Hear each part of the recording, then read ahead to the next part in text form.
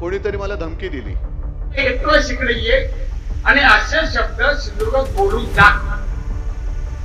मग परत जायचा रस्ता कुठून जातो तुम्ही दाखवा. मी येऊन उभा आहे. परत कसे जातात बघतो. तू आडवा येच, तुला गाडूनच पुढे जातो. आडवाच आहे तू. अरे लाज वाटली पाहिजे. 2-3 वेळा एकदा तुझ्या इकडे येऊन तुला आडवा केला. आज मी कोकणात येणार म्हटल्यानंतर कोणीतरी मला धमकी दिली. आता आपल्यामध्ये मराठीत काही म्हणी आहेत. आता त्या म्हणी मी काही केलेल्या नाहीत आणि तुम्ही पण केलेल्या नाहीत. त्याच्यामुळे म्हणीतली नावं ही मी तर काही ठरवलेली नाहीयेत.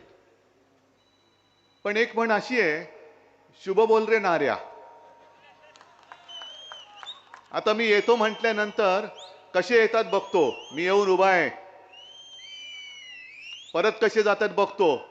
तू आडवा येच, तुला गाडूनच पुढे जातो. आडवाच आहे तू. अरे लाज वाटली पाहिजे. 2-3 वेळा एकदा तुझ्या इकडे येऊन तुला आडवा केला. मग माझ्या घरात तिकडे येऊन उभा राहिला, तिकडे तुला साफ करून टाकला. लाज नाही, लज्जा नाही. बडबडतोय आपला, बडबडतोय म्हणून म्हटलं शुभ बोल रे नाऱ्या. आता नाव मी काही ठेवलेलं नाही. तसं पाहिलं तर एक 4 दिवसापूर्वी मी रत्नागिरी तिकडे येऊन गेलो होतो कोकणात. आता म्हटलं 4 दिवसांनी परत येऊन बोलायचं काय. पण देव आपल्यावरती किती देवाचे आशीर्वाद आहेत बघा. आजच रत्नागिरीमध्ये जे आपल्याला नकली म्हणतात, त्या बेअकली जनता पक्षाचे एक नेते येऊन तिकडे पचकून गेले. बेअकली जनता पार्टी म्हणजे शिवसेनेला नकली म्हणतात ते बेअकली असतील, नाही तर दुसरं काय.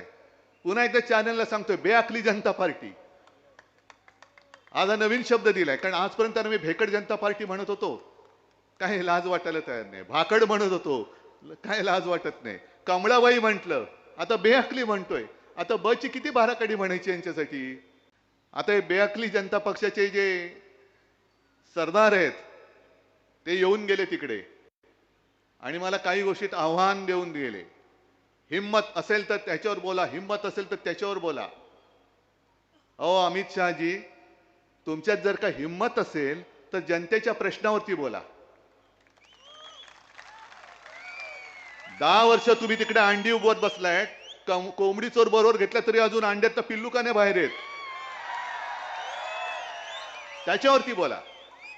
नुसतं आपलं उभवतंय आपलं. अहो तुमच्यापेक्षा खरंच कोंबडं बरं.